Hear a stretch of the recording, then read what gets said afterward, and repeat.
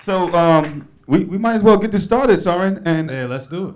the way we should start this is introduce yourself to the people. Tell them a little bit about yourself in regards to how you got into being a hip hop journalist, first and foremost. Okay? Well, the reason that I got into being a journalist was because of my love of the genre. I fell in love with rap when I was 10 years old, and actually one of the first songs I ever heard was Nightmares. So it's an honor and a pleasure to have you here. So thank you. It wasn't gangster, y'all. It wasn't gangster. Not gangster at all. But it helps set the stage because what Dana did and what the artist on a tape that my friend had made for me, Tom Erdely, he basically gave me a tape that was about 90 minutes long because I told him I had heard some songs and I really liked them, but I didn't know really anything about rap,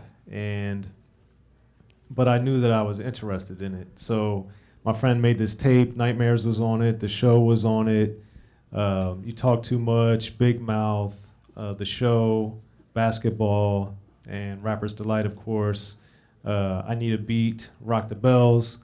And when I heard all these songs, I fell in love with the percussion, I fell in love with the stories, I fell in love with the wordplay, and I really liked sonically the music because of the percussion, but then also because of the scratching. So all these different things pulled me into it, and then the music that was out, that was the rock, I guess, or the pop music at the time, I just didn't connect with. Whereas Curtis Blow was rapping about basketball, Dana's song was about nightmares, and unfortunately I had some already.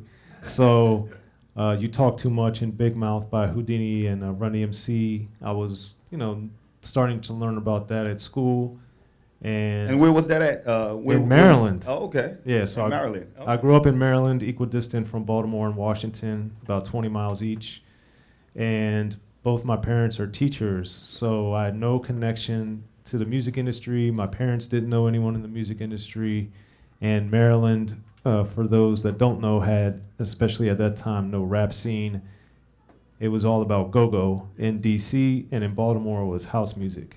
So there was nothing that I could try to latch on to really, other than go-go, which I did a little bit. I was going to say, you got some go-go in you. Oh, yeah. I love go-go. That's my second favorite form of music. Okay. It's amazing. But unfortunately, you really had to have seen it live during the era that I was growing up in, a little bit before my time, because after I graduated from college and I came back, it was starting to go away because unfortunately it's extremely, the people that tended to watch it live were very violent. So Go-go? Extremely. That's So, crazy. And one year, quick side note, I remember when I was growing up, I read the newspaper because of my parents a lot. And I remember in the Washington Post, they actually had a story that they ran out of the yellow police tape. And I asked my dad, I was like, what do you mean they ran out? And he's like, they didn't order enough, Soren. There's that much crime in D.C. And that just blew me away because it was just unfathomable that would have happened. So with that, so you got into hip hop early on at the age of, like you said, 10, right?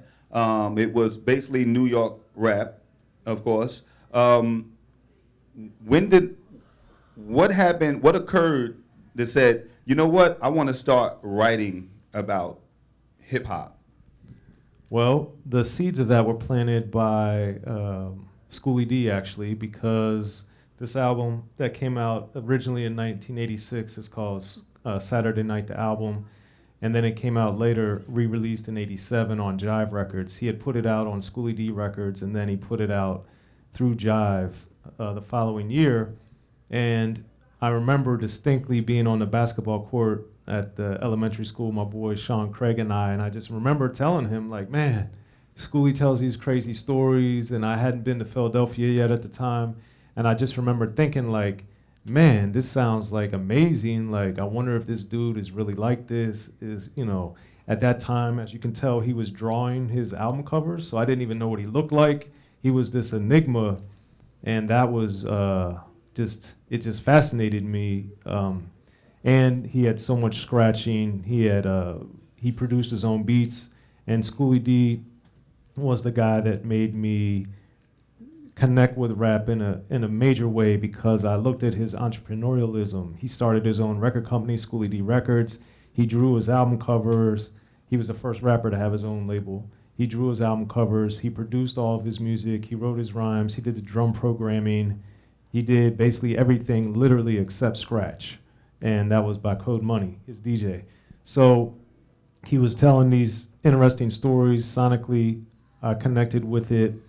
And then I don't think at the time in 1987, I don't think it meant that much that he was from Philadelphia and it was so close to me.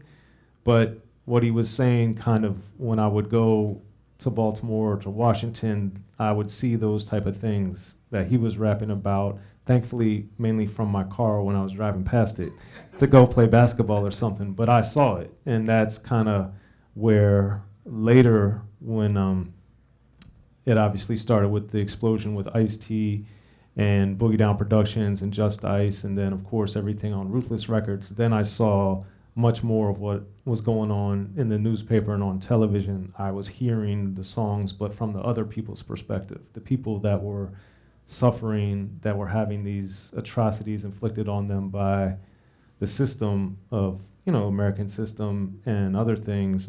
That's when I was like, man, this is phenomenal, and I need to get involved with it somehow.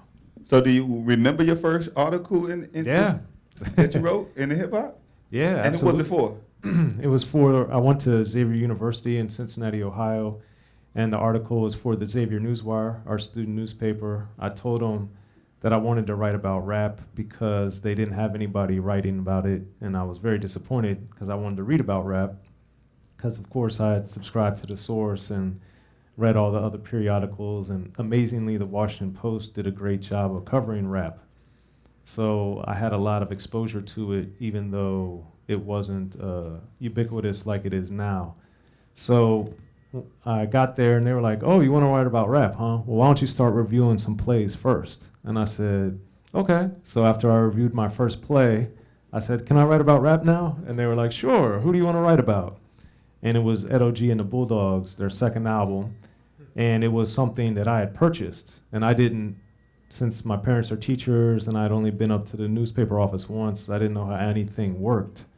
So I had the album. I was just like, hey, could I review this N.W.A album? I really like them. They're very talented, but they don't get a lot of exposure. And so, sure. And then after that, when I started writing more and I went up to the newspaper office, then I saw advanced albums and how they would be sent. So then I started learning about how the journalist worked and publicity and interviewing artists and getting to meet them. But that was, a little down the line. So, like myself, when I got into hip hop, I've tried everything. I used to try to pop lock, but it never carried over to the left side. So I was good with this side, bow, but over here it just died. So, so then I tried. I was an artist, and then I tried. You should tell them where you went to school and how that. Oh yeah, well I went to music and art high school, but then I was tried DJing. That lasted for about 2 days. That was shorter than pop locking, But did you go through any of those elements of hip hop before you got to writing, or were you just drawn to the writing and the journalism? No, the funny thing is, and you played a part in this too, because around the time that this happened to me was probably around 1988. So Cinderfella was big at the time still, and I remember I didn't understand the fact that I was 12 or 13 and the people that I was listening to were 10, 11, 15 years older than me, because I would listen. Hold up now, hold up. You're on the younger side of that, of course. But the thing is that it didn't register with me that KRS-One or Chuck D or Kumo D or Schooley D or Eazy-E or Dr. Dre or MC Ren, et cetera, it didn't register with me that they were several years older than me, and that's how they could write these stories and raps that were way better than mine. So then and there was nothing, like I had friends that were trying to be rappers, but to be kind, they weren't good, and their vocabulary was very limited. And at the time, you want to have a robust vocabulary, and you want to be able to tell these inventive stories. And at least my crew of friends that were allegedly entertaining a career in rap didn't have it. So I didn't have anybody to practice with. I wrote one paragraph of a rap once, and I rapped it to myself, and that was it. And then Sound like my pop locking. Yeah. Oh, my DJing rather. well, my pop locking lasted even shorter than yours. It's probably about 20 minutes, because I preferred playing basketball. And then DJing, I was really drawn to, but I didn't. Everything just seemed so unattainable, and ironically, I just didn't think.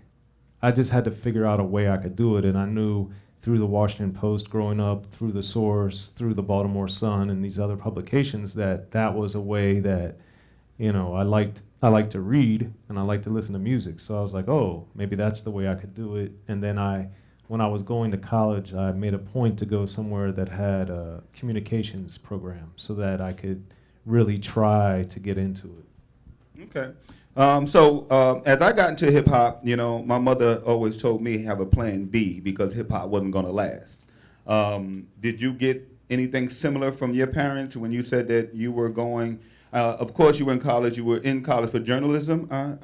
Well, I went I think for communications. for communications. But okay. I had like a 3-tiered approach. Oh, okay. So when you go to your parents, your mother and your father, and you say, hey, Mom, Dad, this is what I'm going to be doing. I think I'm going to be writing about hip-hop, and that's going to be my course in life. What was their feedback? My dad was 100% behind it. My mom was just nervous that because of the police tape disappearing, that it was very dangerous. And, growing up right outside of Baltimore and close to Baltimore and close to D.C. and going there all the time, it was extremely dangerous. And when I would go to events, concerts, etc., I've seen a lot of things that, are crazy. So their concerns were warranted.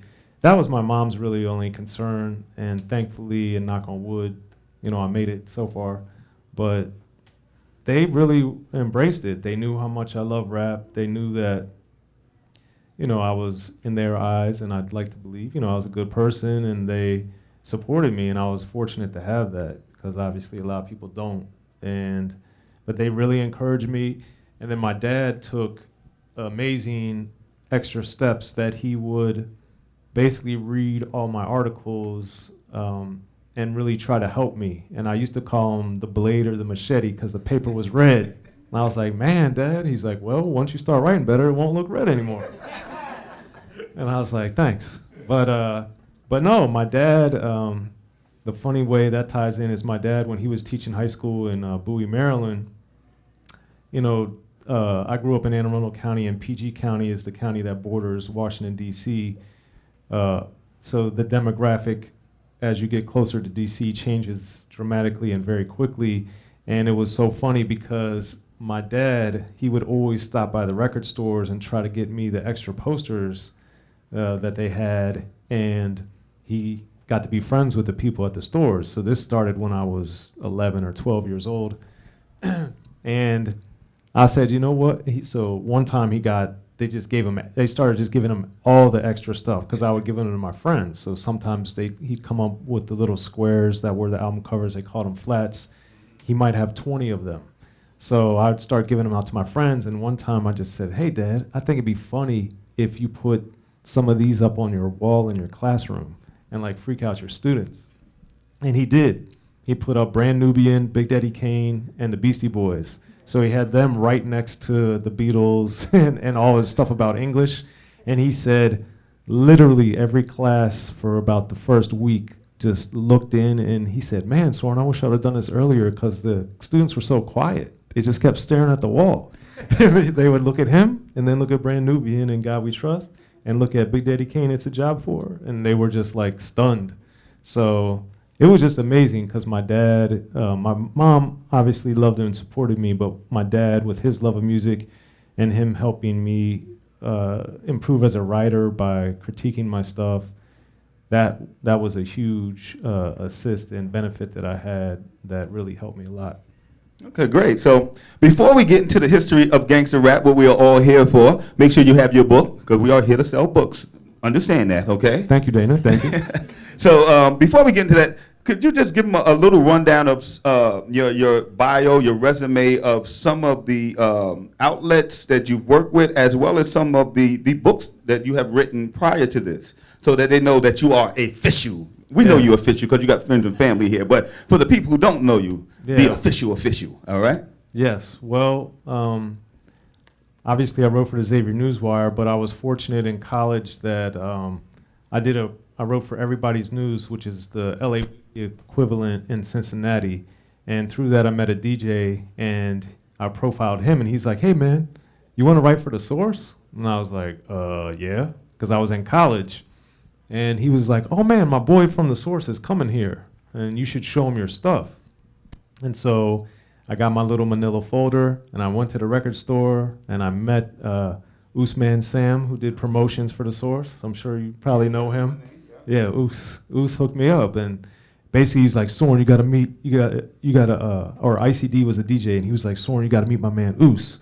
And then I just handed him the manila folder, and I was like, "Yo, man, I write locally, and I'm trying to get in big." And I'd written for YSB, which was it's a now defunct, but it was a BET publication, and I'd written for several places in Cincinnati. And then Us just opened up the folder. He read about a couple paragraphs of 3 or 4 of the articles I had photocopied, and he's like, "All right, man, I'm gonna give your stuff to Dario Strange because you're really good, man. Like, and you're only in college." And I was like, "Yeah." I was like, I would have been 19 or 20, and he was like, "Really?" So he was like, "Oh man, you're really good." So then, like, literally, Dario called me about 2 days later, and I started writing for The Source, and then I was writing for Rap Pages and Rap Sheet. Billy Johnson got me in Rap Sheet. That was my first regular exposure in a national publication, and that was tremendous as well. And then I just would literally look at the newspaper or magazine, anyone that I saw or found, I'd see their address, and I would send a package to literally every editor. And now I've written, I think, for more than 40 publications. Wow.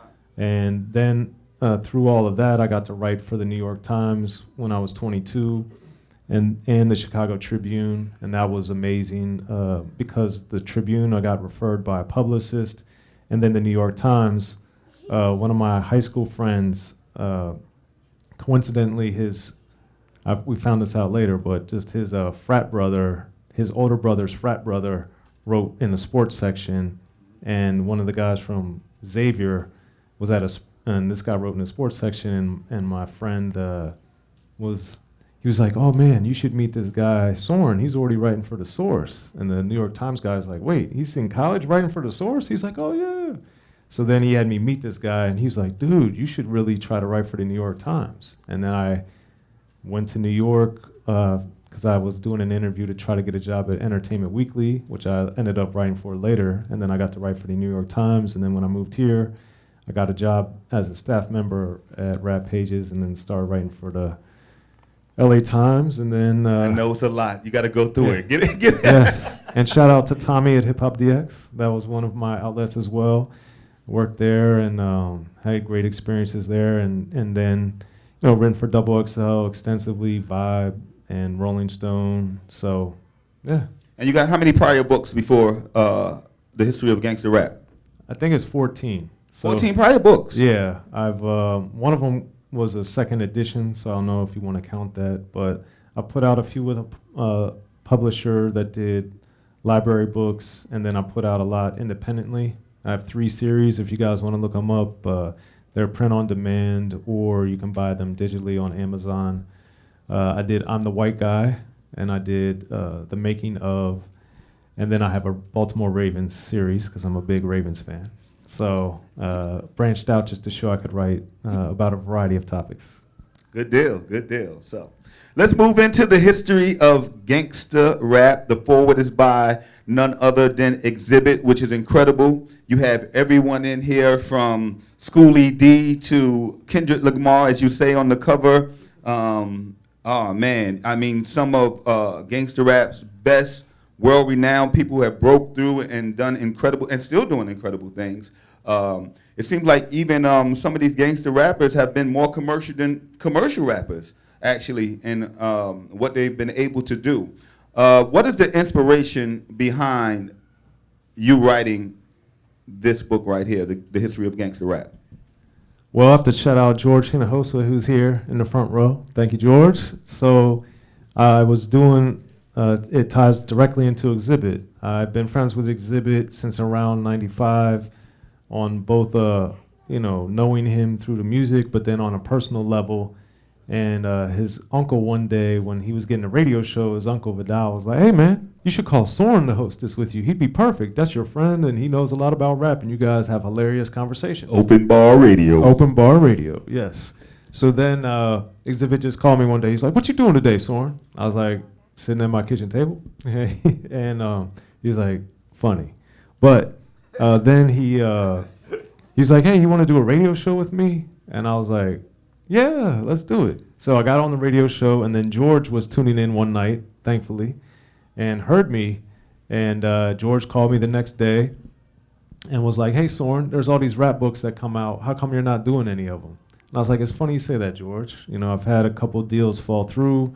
I've written several on my own and had a couple through small publisher, but it just hasn't worked out yet, and I'd love to do it, and I want to do it." And George, for those who don't know, is Ice-T's manager. So then I was like, "Well, if you want to help me, George, let's do it." And so he's like, "Well, what do you want to write about?" And then, I gave him several ideas. We whittled it down to 3, one of them being the history of gangster rap. And then that's the one that we decided to go out with and shop. And George had a relationship with Abrams Books, and we pitched it to them after we did a rather extensive proposal that George helped me refine and make excellent. And we got the deal. So it's been amazing. So thank you, George. Thank you, George. Yes, yes. And he's here in the place to be. Man, in person. Yes, yes. I love George. He always picks up my calls. I don't know why, but he still picks up my calls. Yeah, man. George But is amazing. okay, so you starting off with the history of gangster rap. Y'all decide this is the book to go with. What is your first? Oh, battery's dead. That's okay. No worries. Nah, it's okay. So I gotta. Dana's loud. Anyway. So you start off with this. You say this is the book we're gonna do, and I'll pass it back to you. So you decide this is the book you want to write. You and George are in agreement. What is your next step after you decide this is the book you want to write? Well, I did the proposal, and part of it was being very extensive. So I think the proposal ended up being about 9,000 words and 20-some pages because it was bullet points and outlines and all that type of stuff. But one of the things I had to do was write a sample chapter. And if you haven't noticed yet, I like Schooley D, and since he was at the beginning, but what I did initially was write about Schooley D and Ice-T as the quote-unquote first chapter. And so what we did, since George was intimately involved with everything Ice-T since the very beginning, George gave me some extra insight about Ice's career from the business side of things, about getting his deal initially, and then since I befriended Schooley D around 1995. I knew and had interviewed him several times over the years and spent a lot of time with him. I knew a lot about his career, so we kind of used that as the sample chapter, as the first chapter. And that's not how the book ended up because we expanded it once we got the actual word count and knew we could dedicate more time to both Ice-T and to Schooley D deservedly. So that was really exciting that, to go from the idea to doing the outline and to have it with 2 of my favorite artists in Schooley D and Ice-T, and to someone to read it at Abrams, Samantha Weiner, thank you, Samantha, but for her to read it and understand the significance of it and the power of, what I was hoping the book could be, it was an amazing feeling. So yeah, I just got my book in the mail because I ordered it as soon as you said my book is out for pre-order. I said I got it, so I'm on it. So they sent it. I've been flipping through it since I've gotten the book, and It's a well-crafted book, I must say. It's a beautiful book. Is this a beautiful book, everyone? This is really the colors, the way it's developed, the way it's put together, the meticulous time y'all took to put the pictures, the images. I see that you have a lot of comparisons in here from just what you call hip hop to gangster rap. I guess it would be more commercial rap. How were you able to determine, because gangster rap is gangster rap, of course, but there was something that was called, I guess I like to call it hardcore rap, and it is similar to gangster rap, but it's different. Can you explain what the difference is to the people and what you learned? Well, this is something that I talked to Big Trey D about, and that I included in a little bit of the book, in the sense that Schooley D, you know, obviously most people associate stuff with the Bloods and the Crips because they're the most prominent. Schooley D rapped about his gang, PSK, the Parkside Killers, on multiple songs. And so what I did was I realized as the book was developing, there are so many people that are labeled or make some gangster rap songs, but they're not really gangster rappers. So what I did later in the process, when I was almost done, I had a talk with Trey D just in general, and I was like, oh man, this is really interesting. He was basically just saying, look, we didn't create gangster rap, and we're not the only ones that make it, but our brand of gangster rap, what we did, is what dominates the discussion. So, and I realized that as I was working on the book, that's a good way to phrase it. And I had already done this, but I elaborated on it a little bit in the book, in that, you know, there's a lot of people that are labeled gangster rappers that probably aren't gangster rappers. And I focused in the book, the dudes that initially broke out, that were focusing on the gang lifestyle in Southern California, because that is what gangster rap is synonymous with. So I explained in the book that when you have people like Cool G Rap, Mobb Deep, you know, Wu-Tang Clan, different people that are hard rock or hardcore, MOP, those type of artists, they're not rapping about the life of being a gang member. And that's a big distinction that I think a lot of people fail to recognize, and we see that being appropriated. You know, if you guys remember, depending on your age, like Ja Rule was wearing bandanas and, you know, trying to have his pants sag and whatever, and a lot of his songs, he was trying to be a gangster, but then he'd be doing songs with Ashanti and like crooning. So it was like a whole different thing that was going on that didn't reflect. That's gangster love. Yeah, clearly. But that's a little different than the gangster love that Ice Cube and Ghetto Boys and Ice-T and Schooley D and dozens of others depicted. DJ Quick, Dr. Dre, a certain Snoop album title.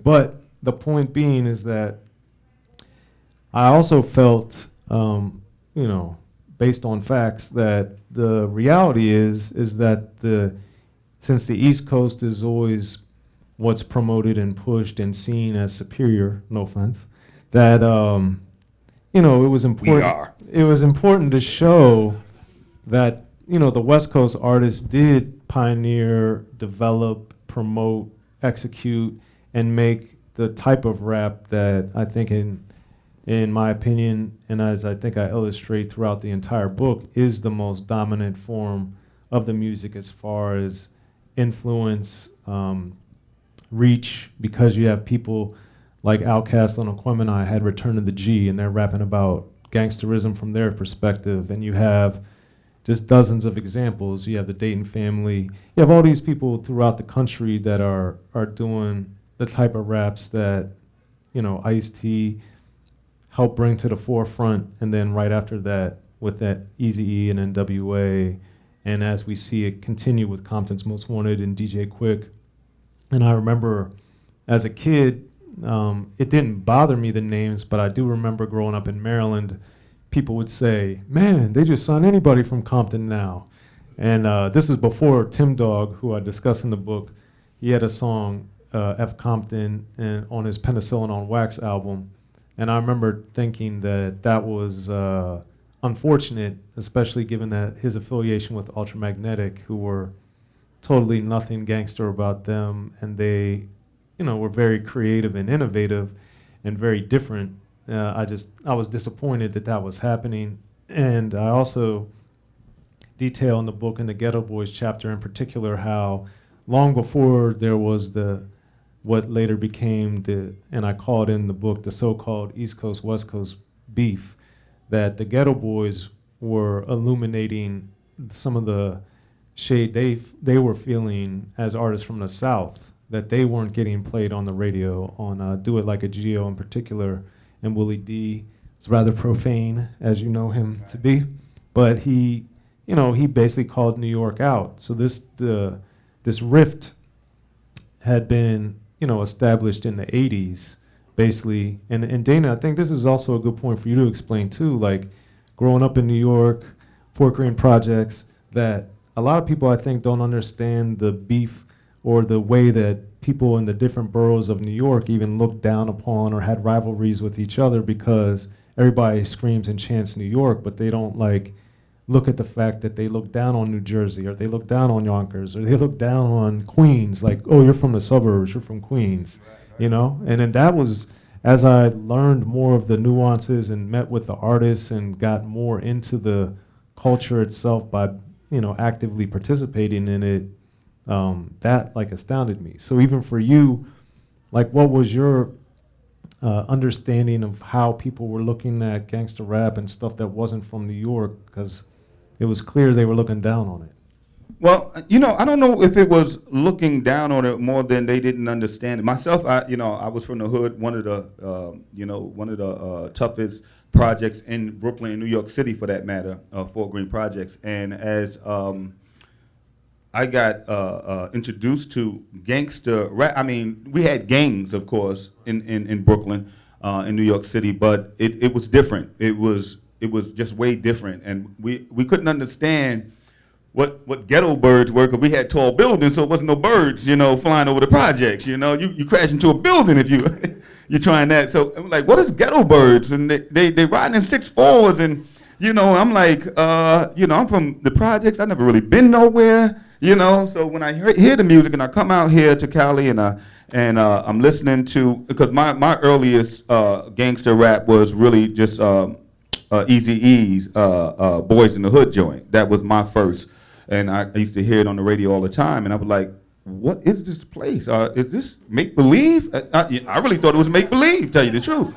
So, cause, I'm from the hood, and I'm like, I know what gangster is. I know what thugs are, rather. I know what hardcore is. And so when I went to the hood, I was like, my first impression, to tell you the truth, because it's a concrete jungle that we come from, my first impression was, this is fake, because they had grass. I said, look, they got grass in the driveway. No, it's crazy. It's crazy because when I first came out here, and I would go to Compton, or I would go to Carson or South Central, whatever, and then that night I would tell my friends where I was. They were like, yo, you were there by yourself? And at night? And I was like, yeah, like what? Alondra, it's a nice street, And Yeah.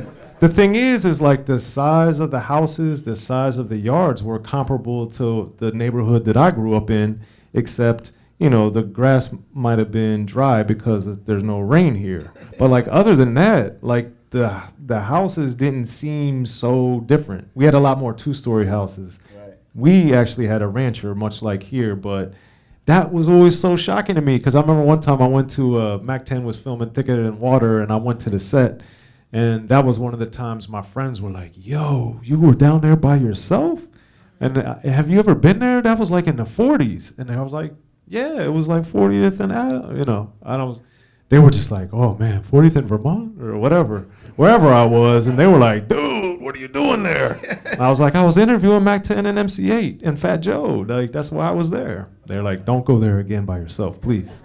Yeah, it was real crazy, but I found out real quick that it was real though, because I wore the wrong color in the wrong place, and it was like, yo, what up? And I was like, I just like this outfit. Well, I have a great story in the History of Gangster Rap about that very thing with Yuck Mouth, because Yuck Mouth was down with Drew Down, and in the book we talking extensively about that because Drew Down had gone and was trying to get at this girl, and basically, they're from Oakland, so he came down here and he was wearing all red in the wrong neighborhood, and basically some little teenager rode by on a bicycle like, "Yo, what's up, man? What you doing? Where you from?" And he was like, "Oh, I'm just here to see this girl." And this is Drew Down, like, Shirley Temple curls, all red. And he's like, "Oh, I'm just going to see this girl." Da, da, da, da. So he goes up, sees the girl, and then knocks at the door. It's all in the book, much more articulately than I'm saying it. But bottom line is they surrounded the whole building and basically were like, "Look." So then the leader was basically went up to the front door, went inside the apartment and said, "Look, I brought you this blue outfit. You're either going to put this on or I'm going to leave, and what's going to happen is what's going to happen." And Drew Down changed his outfit and left. So, I it's would that have did the type same thing. You're gonna wear these chucks, and you're gonna get out of those ballies. Here, take the ballies. Yeah. Fortunately, I didn't, people never really confused me for a gang member. So, I didn't really have that problem. They might have confused me for something else when I was down there, but thankfully. It's Bobo. Get out of here. Yeah. They're like, "Man, we didn't know y'all drove Hondas. Like, what are you doing down here, boy?" So you've interviewed some of the greatest gangster rap stars in here. You have contributions from everybody. Even my girl Big Les is in the house. Everybody, hey, Big Les is here. You know I gotta give you love, Les. I always gotta give you love. Our sister in hip hop. Les, you want to come up? No? All right. Come on, you need to. You're a great interviewer.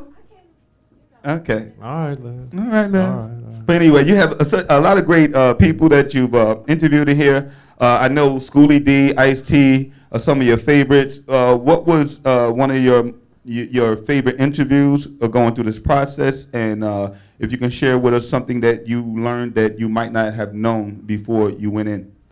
Well, one of my favorite interviews that I did of the people we haven't talked in detail about was with Snoop.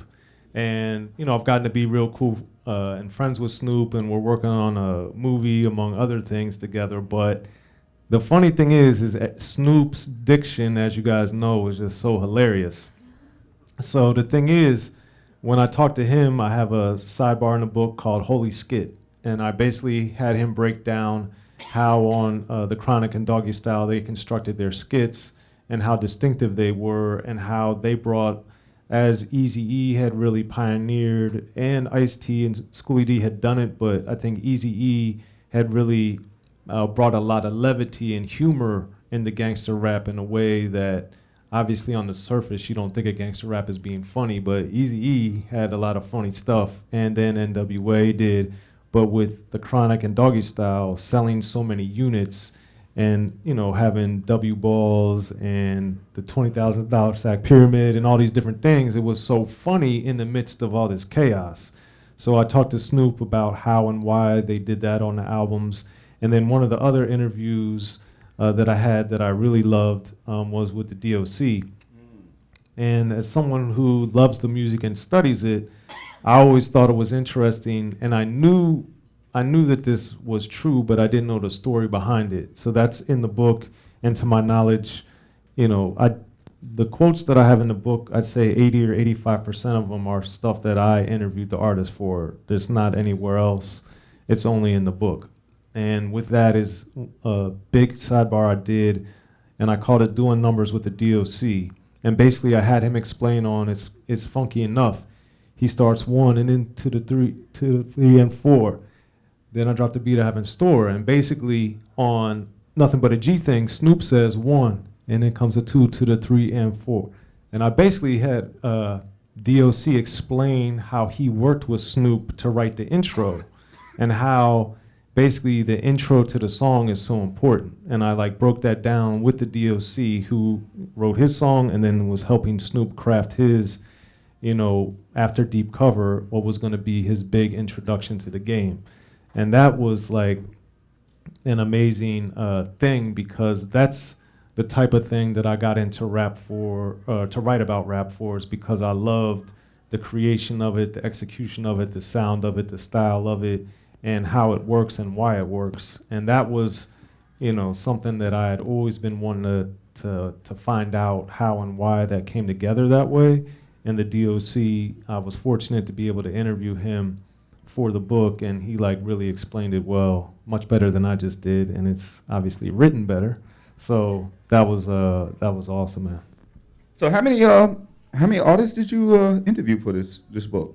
I got more than 30 that I did exclusively for the book, yourself included, because I wanted to show, another thing that's a misconception is that gangster rap was created here. It wasn't. It was created on the East Coast. But when I talked to you about it, and the stuff that I put from you in the book was explaining how people in New York didn't understand gangster rap, but then also how it changed everything basically overnight, and how when we saw the explosion with the Ice-T's and then the Ruthless Records going gold and platinum and everything going gold and platinum, that it was such a dramatic change from the other rap that had been coming out. Because we had, Dane had gone gold, and LL Cool J and the Fat Boys and Houdini and Run DMC, Curtis Blow had this huge success. But when gangster rap came, a lot of the business started gravitating toward it basically immediately. So. Yeah, absolutely. There's a lot of comparisons in here from, like I said, from what hip hop is to what gangster rap is. You have focuses on the movies, the music, the record sales, and the comparisons. Why was that important to show that in this book? Well, this is something that George and I actually talked about, because I studied all aspects of rap, even though I really focused on the art of it and the creation of it. But I also was very in tune with the actual sales, because when people would try to debate with me rap, they would always throw well, this guy sold more than this guy. And I'd be like, no, he didn't. Look it up. And then they come back and apologize 99% of the times, if they did apologize. But the point of all of that is that the perception was, because of the source and because of a lot of other things, that the New York artists were selling way more than the artists out here, which was not true. The gangster rappers typically, Death Row was way bigger than Bad Boy as far as record sales. And a lot of people don't understand that, because they were trying to be rivals. But if you look at the sales, and we're only I'm not talking creatively, I'm talking strictly sales. Death Row was way bigger and had a much bigger reach than Bad Boy's releases did.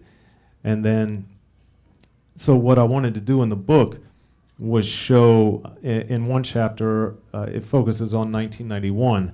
And I basically showed all the gangster rap albums that came out in 1991 that went gold or platinum.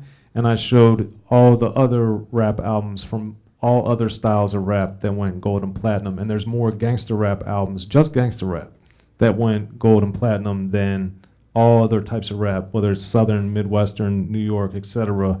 And that in and of itself is staggering.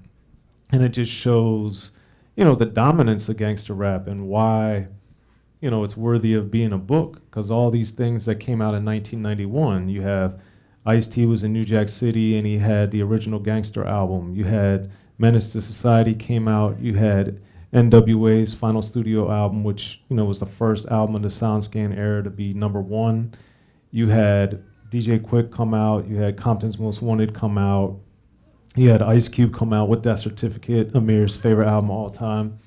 But you had all these albums all came out in 1991, and when you look at that and you see the films and you see the projects that were coming out, it's staggering that all this stuff happened in gangster rap in 1 year, whereas the rest of rap, as awesome and as great as it was, and Cypress Hill also came out in 1991, all these things don't even add up to just gangster rap. And this is also, you have to also remember that this was kind of at the tail end of what would be the conscious era. So you had all this focus on kind of this, wanting to be positive and wanting to have this alternative to gangster rap, and like it just wasn't sales-wise exclusively. It just wasn't competing.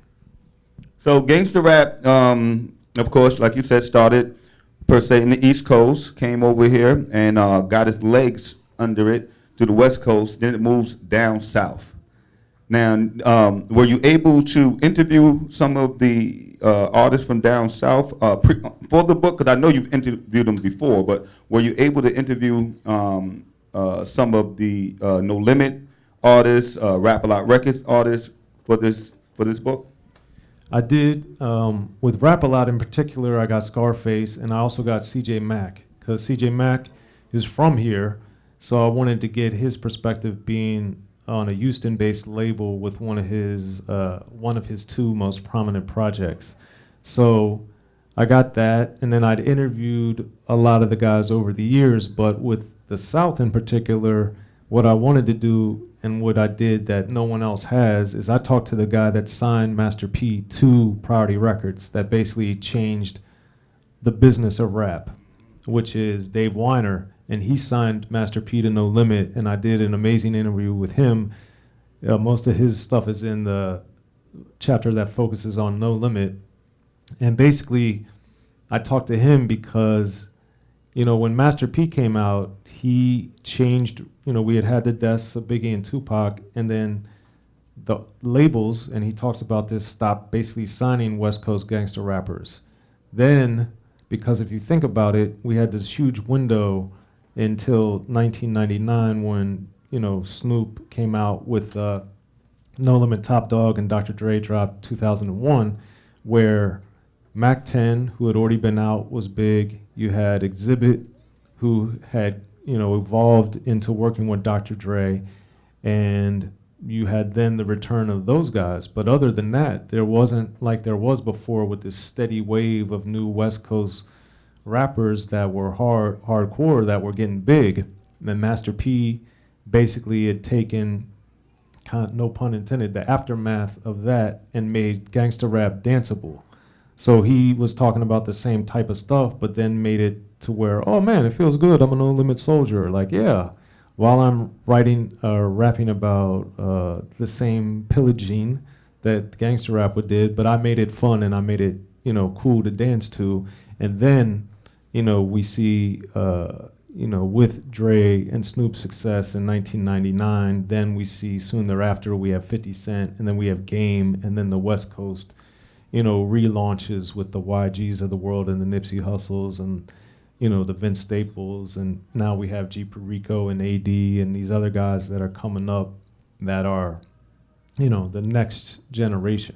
So, do you feel like gangster rap, from what you've written to where it's at right now, is the same, or does it have the same authenticity per se? Because I remember we put up just a couple of weeks ago. We put up a post and said the new book is coming out, the History of Gangster Rap, and the guy responded on my page and said.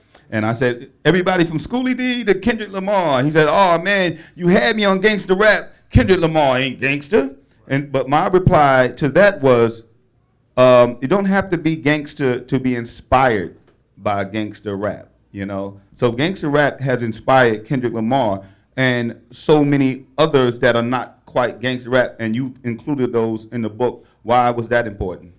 Well, with Kendrick Lamar in particular, his inclusion is interesting on a variety of levels to me because we have the sense of a lot of people consider him a gangster rapper and a lot of people don't. And it's a weird dichotomy in the sense that he raps about, I'd argue, earlier in his career, especially before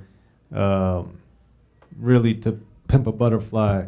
Prior to Pimp a Butterfly, he was much more rapping about what was going on in the streets, gang activity, political stuff very extensively, and basically rapping about what the gang lifestyle did to people or growing up in that type of environment did. So even though, you know, I would liken him in a sense to an Ice Cube in the sense that he was writing these stories about what was going on in the neighborhood. Ice Cube, unlike using West Side Connection as an example, with Mac 10 being affiliated with the Bloods and D.O.C being affiliated with the Crips, Ice Cube basically stayed in the lane, even though people that are from here know where he grew up and where his neighborhood was, but he never was out there other than literally 1 or 2 lines in his whole career did he ever like mention where he grew up as far as gang wise. So Kendrick Lamar obviously reps Compton. If you watch his videos, he has a certain allegiance. I'm sure you've noticed if you pay attention, or certain photo shoots, that one color in particular is very prominent. So the point is he's not shying from it and he's not hiding it, but he's also not like, oh, I'm carrying my flag or my rag around and doing all that in a way. So. Let's see what time it is if people have questions. Oh, it's 5. Yeah, it's 5 minutes after. That's why. Don't worry, I'm on top of this. Okay, my bad, Dana. My bad. Listen, I know you just called me at the last minute, but I'm here for you, brother. We're gonna make it happen. So I want to. You always are, Dana. Thank you. Hey, well, let me give you the right hand. Yeah, please. But before I get to ask any audience questions, is there anything else about the history of gangster rap you'd like to share with everyone, except for go get the book, go get the book, go get the book? Is there anything else you'd like to share about the book, about the process of the book, and what it means to you, and what you like people to take away from the book? The main thing that I think that's important and that I tried to articulate throughout the book is that gangster rap is not mindless music. If you just literally read the lyrics to Ice-T's work and to Ice Cube's work, just those two alone, if you just read their lyrics and you didn't know it was rap music, you would look at it as poetry or as amazing storytelling that basically explains these societal ills, these things that are going on in communities, and they're astonishing songs. I mean, it's just amazing. And Ice-T in particular, when I talked to him for the book, and I have talked to Ice, over the years so many times, he was one of the guys that early on told the best stories, but he also showed, the positive and the negative. And one of his early songs is Pain. And basically, he's basically talking about it's always pain in the end. Like, yeah, you can be flashy and you can have the girls and you can have the cars and the jewelry and all this stuff, but it's not so fun when you get shot or incarcerated or your mom gets shot or you get on drugs or your sister does or what have you. And I think that's something that I thought was really important because gangster rap is not mindless music. It's very, when it's done at its best, it's incredibly powerful, provocative, informative, insightful, and it taught me a lot, and that's part of the reason why I love it so much is that it helped me grow as a person, it helped me expand my views and my opinions, and getting to know a lot of the people on a personal level has been amazing too, because I've got to see some of these guys go from, basically having, not a car or anything to now they're some of the most successful people in all of entertainment, not music or not rap. I'm talking about all of entertainment. And I think I talk about this in, one of the final chapters, essentially that when you look at it, the Ice-T, Ice Cube, Snoop Dogg, Dr. Dre, like there aren't 4 rappers of all the other genres that are that big. You have LL Cool J, you have Queen Latifah, you have Will Smith. I don't know who else I'm missing, but it's like there's more. Not on that level though, Dana. Not on that level. I don't know if it's that level. I don't know why I keep getting the battery is saying get away. But yeah, I don't know. I mean, yeah. Let me think about that. Yeah, I guess so. Because I think there's no real artist like a Snoop Dogg other than LL, but then again, it's just depending on But I say that to say, what these guys have done has been so impactful and so meaningful that they've been able to evolve from doing gangster rap to all these different things that, you know, are, you would argue, dramatically different or polar opposite or even incongruous to how they're perceived. And I think it shows their intelligence, it shows their savvy, it shows their ability to navigate throughout an entertainment world, throughout a society, and throughout a world that's basically, you know, as black men from an unprivileged situation, to be able to rise to these heights, both creatively, intellectually, financially, all these different things that they're able to achieve, I think is astounding. And that's something that I wanted to show in the book. Like, these guys and the few women, you know, they're amazing. And they really, really have told these amazing stories that resonate today. Whether they were written in 85, 95, or '05, we're still listening to these songs today. Okay, my last question before, and I don't know if I asked you this or you might have answered already. What have you learned through this process of this particular book? I just learned how, the thing that was interesting is kind of what I was saying earlier about just the super A-list artists. A lot of them are gangster rappers. And I think learning is the wrong word, but it was just funny that, you know, I write about this in the book, that a lot of gangster rappers and rappers in general, you know, play police officers in film and television now, which I think is hilarious. It's hilarious.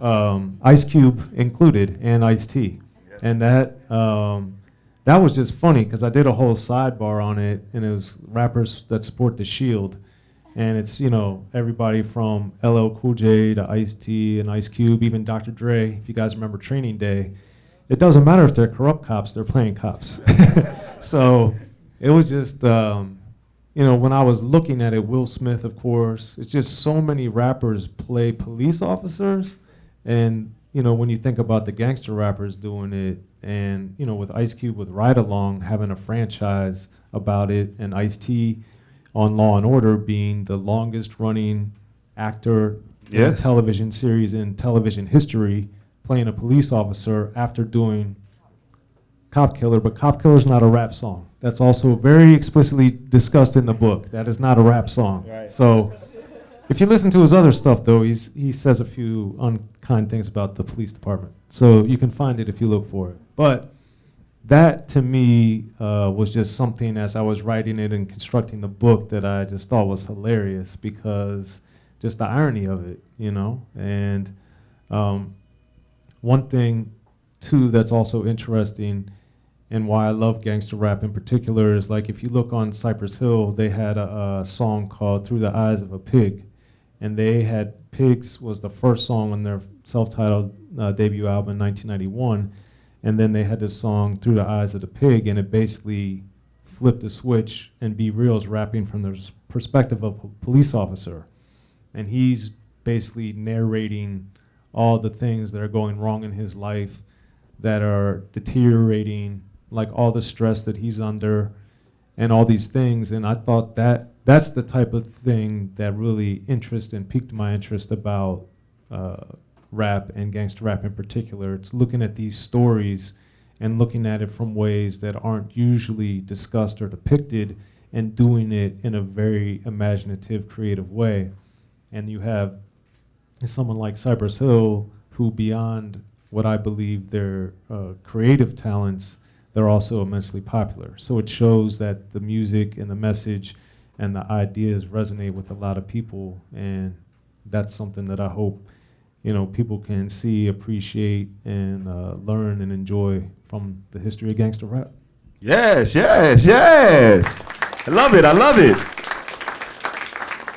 So, we are going to take some questions. If anybody has a question, just put your hand up. I'll come over and give you the mic and let you get it in. Anybody? Anybody? Here we go. Miss Lauren of Baker.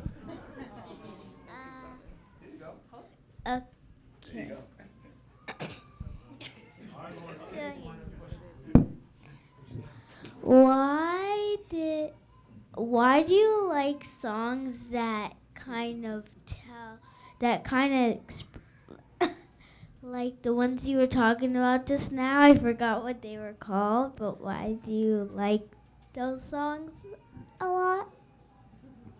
Well, it depends on the song, but for me as a listener, it's typically the music that draws me in first, the sound of it, and then I focus on the lyrics after that. And a lot of the songs that I discuss in the book and that are some of my favorite songs in rap history are story-driven. And that's something that a lot of the best gangster rap songs, in my opinion, are very story-driven, and they're the ones that I discuss and focus on a lot in the book, and that's why I like them. Anybody? Oh, we got one in the back. We got two in the back. Ladies first. I'll come back to you. Maybe I came in late, but I just wanted to know, when was the first time that you just fell in love with gangster rap? Yes, you came in a little late, but for those that did come in a little late, the interesting thing, which I did mention earlier, is when I fell in love with it, it wasn't called gangster rap. That name hadn't been created yet, and I talk about that in the book, and I have a sidebar about that where I talk to artists that are from both Los Angeles area and New York, where I talk about the term and the title of gangster rap. So when I was falling in love with it, it was more that they were telling, street stories, hood stories, things that I hadn't really heard much about, and that was also very different from the rest of what was going on in rap. Because in 1982, when you have The Message, and prior to that, or when you have The Breaks by Curtis Blow and some of these other songs, or Hard Times, they're more rapping about it from a distance or a reporter perspective. They're not rapping about first person. And Schooley D and Ice-T, those guys were like, I'm the ones doing it. I'm the one that's going to pull the gun on you. I'm the one who's going to shoot you, or my boy's going to rob you, or this or that. And they changed it from third person to a first person. And that to me was interesting too, because I wasn't familiar with that. When you listen to Houdini or Run DMC, UTFO, obviously, Roxanne, they were rapping about what they were doing. And then, it changed with Schooley D and with Ice-T and Boogie Down Productions and Just Ice. And that, to me, was really interesting because of how they presented themselves in the music changed. And it was a huge change. So that's why I gravitated toward it. We got a question right here. Soren, what up? What's up, Mark? First off, thank you, because you were my first editor. You gave my first writing opportunity, and I don't think I give you enough credit for that. It's all good, man. And Thank we you. run into each other from time to time, but I need to acknowledge that, so thank you. You're welcome. Thank you. My question basically is, it's a broad question, but you mentioned earlier that gangster rap is like the most dominant form of hip-hop or rap music. Why do you think that is? Why did that separate itself relative to the other forms of hip-hop? Well, I think, and I talk about this in the book, is that what we're dealing with is, rap is, as it evolved and very early on, even before it got to record in 1979, it's a competitive sport. It started off as party music, but then it was also, my DJ is better than your DJ, and this type of stuff. So it was already a competition, and I think that once gangster rap became what it was, we had this divide from what was going on in New York and basically the rest of the country. So when N.W.A. and Ice-T and Compton's Most Wanted and DJ Quick, they would travel, and artists from New York have told me this, artists from out here have told me this, artists from the South have told me this. The people in Nebraska or Ohio or Louisiana or the Bay Area, they always told me they connected more with what the West Coast artists were saying.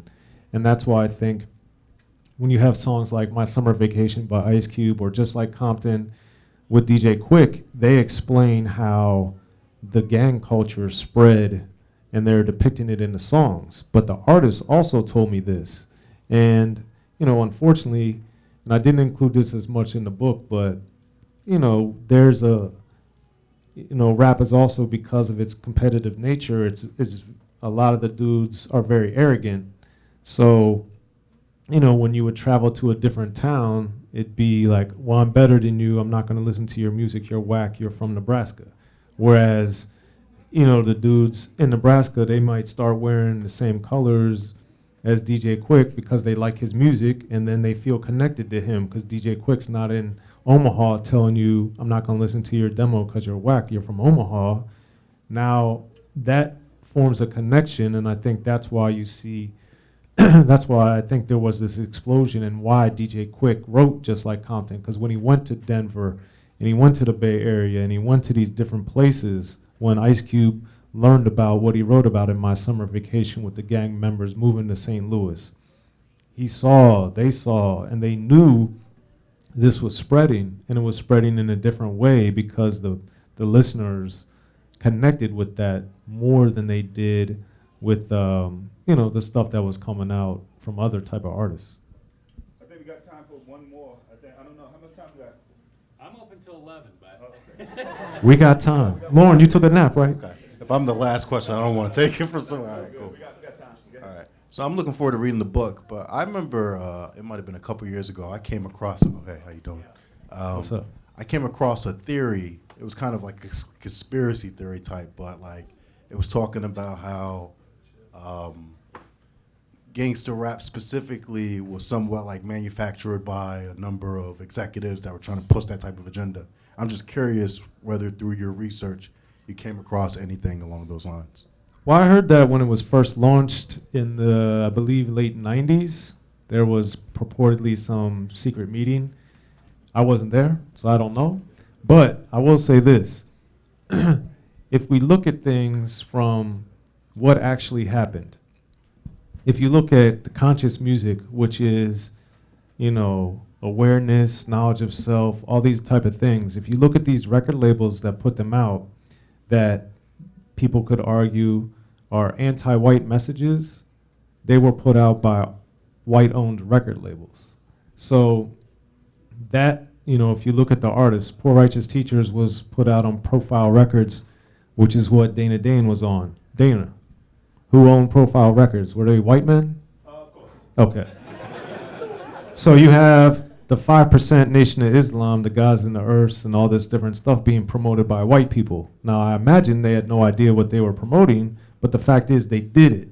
KRS-One and Boogie Down Productions, when he's rallying against the corrupt American system and different things, that was on Jive Records. Dana, who owned Jive Records? Same guys. Okay.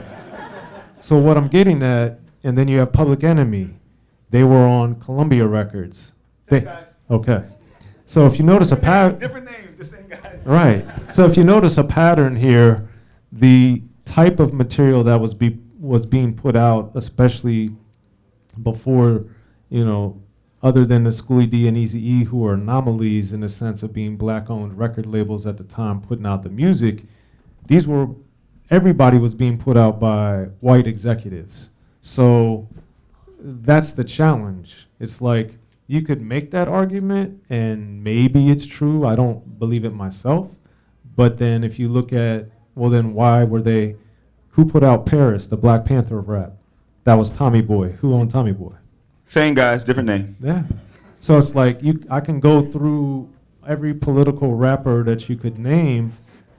Dead Prez. Who are they out on? Loud Records. Who owned Loud Records? Oh, same guys. Okay. Different name. That's the Rifkins, right? Was that Rifkin? Steve Rifkin, Yeah. Loud Records. So the challenge is, if you want to deal with the facts and who put out the artists and all this other stuff, that kind of rebuffs, that argument that the agenda was being pushed. You could say maybe there was a predominance of it or this and that, but last time I checked, MC Hammer sold more than everybody I just named. So was he pushing a negative thing? Was, all these, was Salt and Pepper? Who put them out? Dana, you know the answer to this. Next Yeah. Plateau. Who was that? Same guys. Okay. Different name. Salt and Pepper, they were putting out, I would argue, a lot of pro-women records. They were putting out safe sex records. They were putting out, respecting yourselves as women. White people put that out. So it's like, and they're the biggest female rap group of all time. So the conspiracy that white people put this out or the record industry wanted to do it, as I was mentioning earlier too, that also is a little challenging when Biggie and Tupac died and the white executives stopped. They were like, okay, this is too violent and we don't want that. And then they stopped putting it out for a few years. And like I said, the only people from LA that were having success were the Mac 10s, the West Side Connections, the Dr. Dre and Snoop Dogg's, Xzibit, and these are all dudes that had been out before. And who put them out, Dana? Let's see. Mac 10, he was on Priority Records. Oh yeah, that's Party. Yeah. Who owned that? Canadian white people. Yeah, same guy, different name. You know, so what I'm saying is it's like, it sounds good, like, oh yeah, but if you really examine how the industry works and stuff, I don't believe that. Where we at? Okay. We gonna go here? So, as per the title, Schooley D, I think, would be the unsung hero of gangster rap. But from a non-rapper, whether it's an executive or someone like Layla, who would be the unsung hero behind the scenes? Well, in my opinion, it's Eazy-E.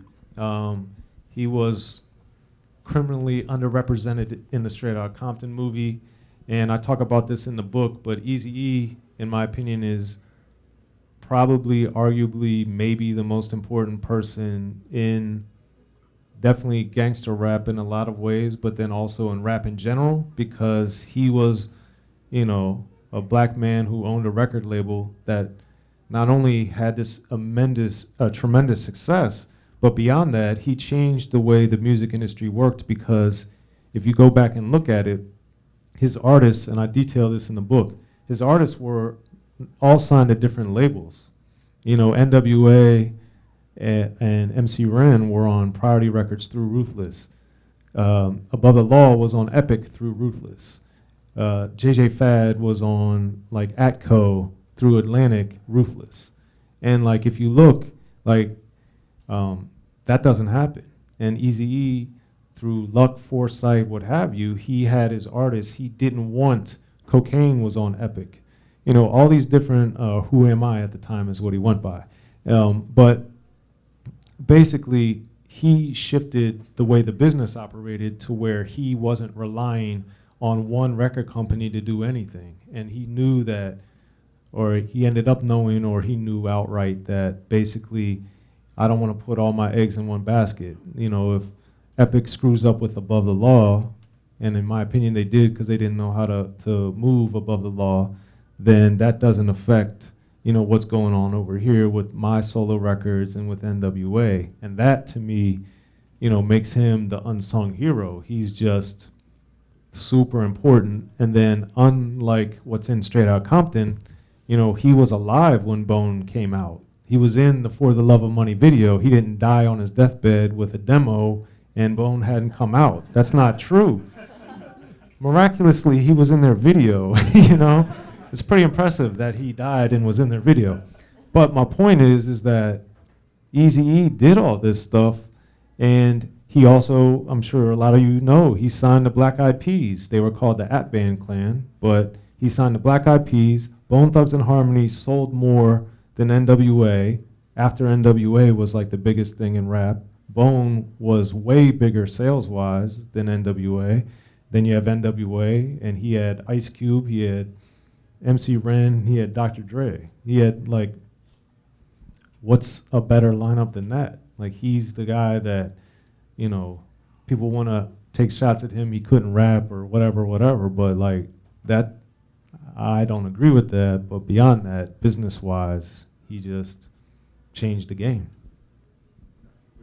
Soren, congrats what's again up? on the book. Thank Congrats, you, thank you. Congrats. Appreciate it, man. So one of the questions I have is, as gangster rap started to rise, obviously during the 90s, how exactly did, in your opinion, I guess, how exactly did the art form, the artists who were the heads of the art form, I guess, how were they able to, you know, become big, you know, pop culture, you know, icons while maintaining the realness at the same time? I guess how did that balance happen? I think that really shifted with the Chronic, but really exploded with Doggy Style. And that's because as I talk in depth in the book, is that Above the Law had G-Funk, and Dr. Dre took it to a whole different level, and then Snoop had it on Doggy Style, and then Warren G like put the stamp on it as a brand. But the sound of the music changed. It went from being aggressive and confrontational sonically to where it sounded fun and like, oh, nobody before was like, when Ice Cube was rapping about Black Korea and no Vaseline, nobody was like, you know what, I want to hang out with that dude. He seems really nice. Whereas with Snoop, when he did Gin and Juice, his video was a frat party. And like now all of a sudden, yo, this dude Snoop, he may be wearing blue and he may have an afro and he may be getting his hair braided and watching a fight with these girls, but he looks like a cool dude. Like, I'd like to hang out with this guy. And then they're at a party and everybody's having fun, and thankfully they're protected as they show.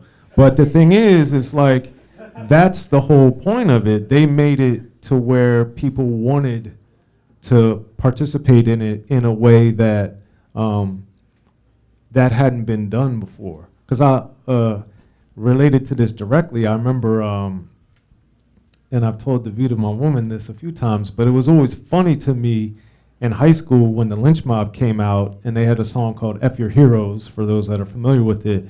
And I remember there were only 2 or 3 white dudes in my school that liked rap as much as I did, so that's also why I gravitated away from that. But I'll never forget sitting down with these dudes, and it was the 3 of us, and they were like, Soren, how can you listen to that? How can you like that? Like, why? And I asked them, I said, well, what did they say is wrong? And they were very uncomfortable with that answer. And they didn't like talking to me as much anymore. But I was like, if you can point to what they're saying is wrong or inaccurate or whatever, then we can have a conversation. But don't hate it because they're saying negative things about white people. So you go from that to Snoop saying, hey, let's have a party and everybody's invited and let's do what we do at these type of adult parties. And like, that's a whole different ball game, you know? It's just totally different. I'm going to skip y'all because we have another little young attendee who wants to ask a question. So we're going to get back to y'all. Here you go. What was your favorite gangster rap song? Ooh. I've never thought about that. Hey, good question. Thank you, Asher. I've never thought about that. My favorite gangster rap song. I don't know. I really don't know. She got me. She got me. It's a rarity. I don't know, Asha. I'm sorry. I don't. Name a favorite. A few. Well, PSK is one of my favorite. With Ice-T, I'll just go by artists and by a few of them. Squeeze the Trigger is one of the lesser known phenomenal songs by Ice-T. I love that song. It's very amazing. If you guys aren't familiar with it, please listen to it. Let's see, by Ice Cube, basically is Amir knows, I'd say 18 or 19 of the songs on that certificate. You can just pick any one. But in particular, Colorblind shows multiple layers of gang banging in a phenomenal way. Alive on Arrival shows how the medical system really hurt and devastated the black community, the poor black community here in Los Angeles in particular. My Summer Vacation is my favorite song on that album, and I talked about that earlier. That's the spread of the gang lifestyle throughout the country. My favorite DJ Quick song, that's hard, but just to vary it a little bit, I'll go Pitch In on a Party. I love that song, especially the beat. Compton's Most Wanted. Man, there's so many. Okay, we got it. Thank you, Dana. My question is, I'm not sure if you remember, I think it was back in the 90s, there was, with the gangs, but they had, majority was East Coast and West Coast coming together and making that peace and bringing in a lot of influential people around to rally around that.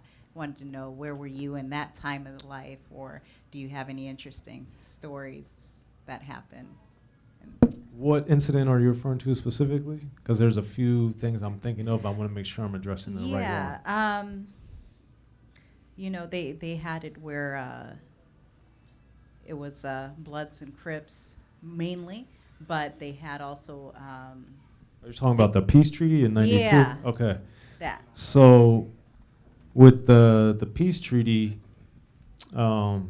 Ice-T did a great song about that, and then someone else that doesn't get as much recognition is Cam, who did the song Peace Treaty. And, you know, I was still in high school at that time and living in Maryland, so I'd never been to California at that point. But I do remember that it seemed like a continuation of the self-destruction and We're All in the Same Gang. And I did a big sidebar in the book about We're All in the Same Gang, and I talked to Dee Barnes about that because she was on the song. And so I think it's very important, and I think that those type of things, you know, Trey D united different gangs in Long Beach. You had the West Side Connection with, you know, two different gangs coming together with the artists. So I think it helped in the sense that you started seeing, obviously Death Row had, you know, Suge being one side and basically everybody else being on the other. But you know, you saw, I think rap, at least from my outsider perspective and to what I know about it, seemed like it helped a lot because it became more about, at least in the public, it became more about business. Which a lot of it is ultimately anyway, but it's not portrayed that way. Whereas with the music and visually, I think it ended up, you know, being that way. Got a question right here? Yes, sir. Yes, I was wondering if Ice-T wouldn't have been, well, Ice-T and Rhyme Syndicate wouldn't have been the founders of West Coast Gangster Rap. Do you think that the layers of success that exist today from groups like N.W.A. and other West Coast giants, do you think they would be as successful if they are without Ice-T's initial imprint? George, you want to answer that? I mean, that's tough to say. I don't know. I mean, we had Ice-T is integral, obviously, to this, and was the first out here to do it like that. Because as I talk about in the book, we have the Toddy T's and the Mixmaster Spades that were rapping about the Bataram and, you know, drugs and different type of things, but sonically they were, you know, still that kind of electro-y, friendly type of sound like I was talking about before that didn't really match what they were talking about in their lyrics at all. So Ice-T was the perfect marriage sonically and thematically and lyrically and aggression, and that's why I think beyond his being an astounding artist that he resonated, but to say without Ice-T we wouldn't have had Eazy-E, I don't know, because, you know, it's hard. It's impossible to say, but I think there was so much in rap going on, it probably would have been a little different because, and I do talk about this in the book, is that Eazy-E, also not in Straight Outta Compton, but it's important that JJ Fad was the reason that N.W.A. and Eazy-E had their first huge wave of money. It's because JJ Fad was when Gold was supersonic, and that was Dr. Dre's first Gold-produced song, the remix, and all this stuff. So Eazy-E, if you go back and look, Straight Outta Compton has different versions of it. Some of the dance to is on some of those versions, and on some of them it's not. And later, once they became gangster rap leaders, they got rid of that song because it doesn't fit on the album. And Arabian Prince, you know, for creative and financial reasons, left the group. But he, you know, Yella, I have a quote from Yella in the book, and he basically is like, you know, once we opened that door, the other door closed. And, you know, would that happen with or without Ice-T? You know, I don't know. That's hard to say. But that type of stuff, you look at what King T was doing. He wasn't obviously a gangster rapper outright, but he was better have a gun. You know, he was holding a shotgun, pistol grip pump on his album covers. So it was starting to happen. But would it have happened exactly the same way? I don't know. I only asked that just because I saw a clip online on YouTube with Dr. Dre saying, like, hey, yeah, I heard records from Ice-T that gave me, like, the motivation to kind of mix the the G funk, well, the funk records that was going on, but like gangster rap things was going on in the music. But thank you for answering that. Yeah, no problem. 6 in the morning and Boys in the Hood. So the progression is PSK by Schooley D, 6 in the Morning by Ice-T, and then Boys in the Hood by Eazy-E. That's the like, literally, those 3 records are, you know, the offspring of one, and you know, starting with Schooley D as the parent, then the other 2 are direct offspring of their predecessors. Hey, Soren, what up, man? Right here, bro. What's up, Slav? Hey, thank you so much, man, for signing me those articles, reviews in the source, man. All good. First of all, 2 things real quick. One, have you read or are you familiar with the fact that Mac Mall has a book? I am. I interviewed him for The Source back in the day. Did the you read it? Untouchable album. I haven't read it yet. That's a great album cover, too. He's holding the alligator by a leash. Yeah, it's probably the last book I've finished cover to cover since Barack Obama's first book. So it's pretty incredible. Well, So- thank you. I'll read it. You know what, I mean, to that point, what I'll say is one of the reasons why I called Soren about what he was doing and if he's writing any books is because there had been a plethora of books that had come out that ICE had been interviewed for, and people sent me these books because they're hoping that ICE is going to give a quote on the back and stuff like that. And I'm reading these books, and I'm going, geez, there's so many mistakes in these books, and they're written by writers that I've never heard of in my life. Hey, man, that's actually a good point. And my thing is this. I want to ask you about the LA Times. I mean, you're one of the few people that migrated over back and forth, right? Or actually one way. From LA What do you Times mean? to the source. No, I wrote for the LA Times for 10 years, so I was in and Yeah. out of everywhere. Okay, so forget that. So the question then was, what do you think forward looking in terms of the media landscape? Where do you think things are going, especially with the LA Times, the media cover? I mean, their hip hop coverage, their rap coverage. Where's it going, in your opinion? Well, the LA Times, I don't know how they work internally anymore because I haven't written for them since basically a decade. But in general, and my friends and people I talk to extensively notice, I don't really pay attention to what journalists or people say about rap because I don't, basically echoing George's point, but if I would have listened to what I read in The Source as a kid, I would have never listened to Above the Law. I would have stopped listening to basically almost everyone in that book because they were looked down upon and they were dissed. And so that being said, you know, that's the environment I grew up in reading about rap, so I didn't want to, I read everything, but I read it to get the information of who worked on the album, when it came out, and to learn about the artists. I didn't care if they said it was good or bad, because that was irrelevant to me. I was going to listen to it on my own and make my own decision. And a lot of the time I disagreed, clearly. But I never, as that pertains to today, it's the same thing. Like, I remember, you know, this publicist that called me one time when I was working at Rap Pages and was like, "Oh, Soren," and she knew me for a couple years, and she's like, "Oh, Soren, I think you'll really like this record." And then she rattled off all these publications that, you know, people she knew had liked it, and I was like, why would that matter to me if some dude that doesn't like this type of music thinks it's trash, or some dude that doesn't like this type of music thinks it's great? Like, I want to listen to it myself. Like, I don't care. So, you know, I don't know. I mean, the importance of history being told by somebody that was there as it happened is invaluable. So he didn't hear this stuff secondhand. He was there hearing it from Ice, from Q, and in many cases, he was in the scene when these guys were just coming up and were getting a singles deal and all that other stuff. And that's really critical, and that's the bone I have to pick with a lot of these books, is that, you know, a rumor gets started that, you know, a bunch of white guys came up with gangster rap, and it gets propagated by them as even something that is plausible is a joke.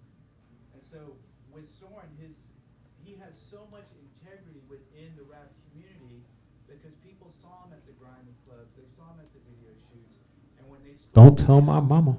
and when they heard, you know, when he would speak to them about the records and reference, you know, things deep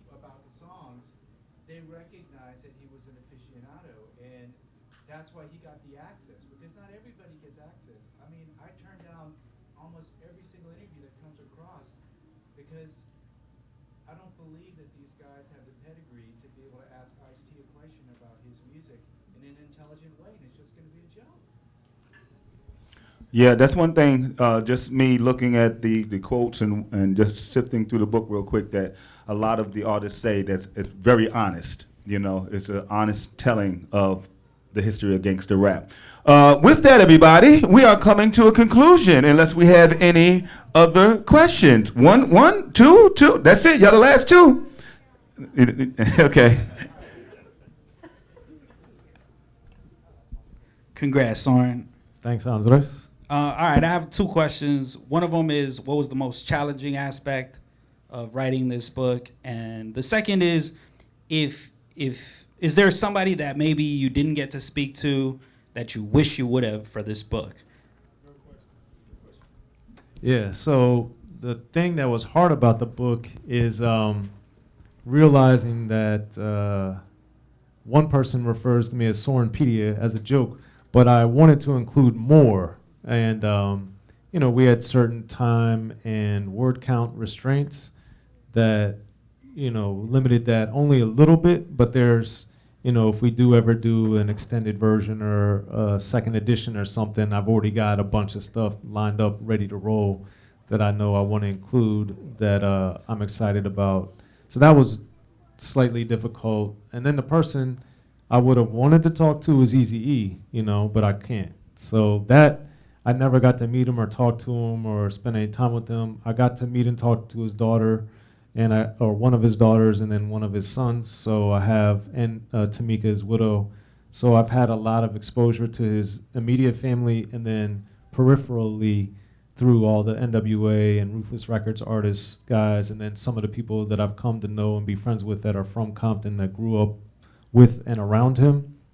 So, and his old, one of his main publicists as well. She gave me a lot of amazing stories, and she knew how much I love Eazy-E, so she actually gave me something he wrote to her. She gave me that, and I have that in my archives, because she was like, Soren, I know you'll really appreciate this. And that was amazing, so. First of all, congratulations, Baker. Thank you, sir. So my first part of my question is, did you find a way to sneak any quotes in from your dad? No. Oh. I gave him a nice shout out in the back in the acknowledgement section, but no, I didn't quote him. For sure. So the next thing is, I grew up in Inglewood during the 70s and 80s, and so hearing a lot of the music in its earlier stages was a part of my life. The first time that I ever saw gangster rap on a big screen was the movie Office Space. Okay. Okay, so that was my first time seeing that other cultures outside of the culture that I grew up in, which were all blacks and Mexicans, actually listen to rap, listen to gangster rap. Can you think of? Is that what the Ghetto Boys you're talking about? That's what the Ghetto Boys. Okay. Damn, it feels good to be a gangster. So, can you think of any other movies that you think that really served as a vehicle to introduce gangster rap to other parts of America? That were unexpected, you mean? Unexpected movies. Well, I remember. Oh, that was Public Enemy. I remember when they read, I think it was Terminator 2 or something, the kid was wearing a Public Enemy shirt. I thought that was really weird. But gangster rap in particular, it's not a movie, but this happened to me. I can tell you this story. So I was, my dad, to bring it back to my dad, he would joke with some of his colleagues because I got a scholarship to go study abroad between my junior and senior year. And I did it in the southwest part of France in a little city called Pau. And I was walking down the street, and this is 1996 in Pau, which has about 200,000 people in the mountains of France. And I heard a car coming down the street, and it was playing Horny Little Devil by Ice Cube. And I was like, what? Are you serious? And that blew me away. And my dad would always joke with his colleagues. He'd be like, oh, Soren, we're so disappointed in him. He has to go to summer school. And he didn't tell me he was going to do this, but he did it in front of one of his fellow teachers. And they're like, they looked mortified. Like, here's this guy who's a teacher. He always talks so glowingly about his oldest son and this and that. And now I'm going to summer school. And he's like, yeah. And he has to do it in France. So fortunately, I got a scholarship which paid for it all because we couldn't have afforded it by any means. But that blew me away. And then because it was 1996, I was writing for The Source at the time. And the other funny thing about it, too, is when we were in Po and we would go around, like people, as they still are, very fascinated about how much I love rap by my appearance or my complexion, etc., and how much I know about it. So these kids who are all white, you know, I didn't have too much in common with them. And you know, they knew The Source, though, and I told them I wrote for The Source, and here I am, I'm 21, 20 years old, I'm white, I'm in Europe on summer school, and I'm like, no, I write for The Source, I really do. And they were like, yeah, whatever. And then we went into this music store, and it had the Ghetto Boys on the cover, and I showed them my article, and they were like, what? Like, I was like, I told y'all, and they saw my name in the masthead, and they saw my 2 articles. And like that to me was like hilarious because I had just interviewed the Fugees, and I told them, they were like, oh, well, who's the last people you interviewed? And I was like, well, the first people I interviewed are also the last people I ever interviewed. And the Fugees were the first people I ever interviewed when I was in college. And then I literally interviewed them a day or 2 before I left to go to Europe. And I told these people, and the score was out, and it was like the biggest thing on the planet, and they were just looking at me like, come on, like seriously? Like you interviewed the Fugees, really, dude? And I was like, no, I did, it just hasn't come out yet. Then they were like, oh, okay. And then I showed them The Source. They're like, when's your Fugees article coming out? So it was crazy. Yes, thank you everybody for joining us. This has been incredible. I know what I'm gonna do next time. I'm gonna start with y'all asking the questions, and I'll come on in, make my job easier. Y'all had some great questions out there, so thank you very much. And thank you, Dana. Yes. So give it up for Soren Baker once again. Make sure you get the book, The History of Gangster Rap. Thank you all for coming out and supporting too as well. We greatly appreciate this, and much love.